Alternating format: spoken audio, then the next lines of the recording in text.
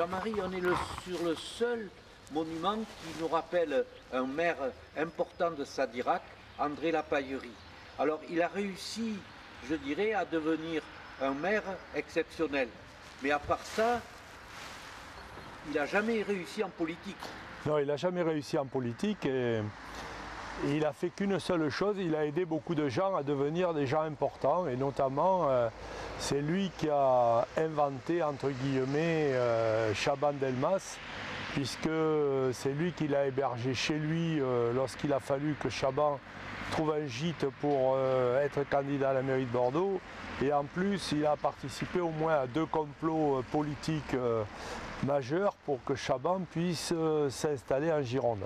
Il va trouver les moyens d'imposer quelqu'un du parti radical socialiste. Il y est dans ce parti depuis les années 30. Il va se présenter une première fois au conseil départemental pour le canton de Créon, enfin un conseil général pardon, pour le canton de Créon en 1934. Et il va échouer dans toutes ses tentatives pour devenir un personnage politique d'envergure autre que celui de la commune de Sadirac. Mais par contre, il va réussir à faire la carrière de Chaban avec des trucs extraordinaires. Il va jusqu'à saboter une voiture pour que la liste adverse ne puisse pas être déposée à la préfecture. Il va participer à la résistance et un fait exceptionnel, il est le chauffeur de la voiture du général de Gaulle lorsque celui-ci part le 17 juin à Londres. C'est lui qui conduit la voiture. Il le déclarera de longues années plus tard, mais il ne figure sur aucune histoire de ce jour-là, puisque c'était secret.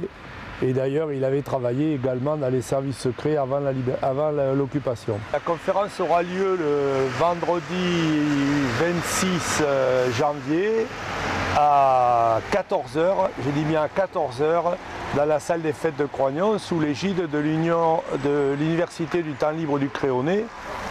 C'est un moment important parce que je crois qu'il est nécessaire sur le Créonais de rappeler l'histoire locale et le rôle qu'ont joué les hommes dans cette histoire à la fois locale mais surtout de France sur le territoire. Il y a une population nouvelle et souvent cette population nouvelle a une méconnaissance totale de ce que les autres ont fait avant qu'elle arrive.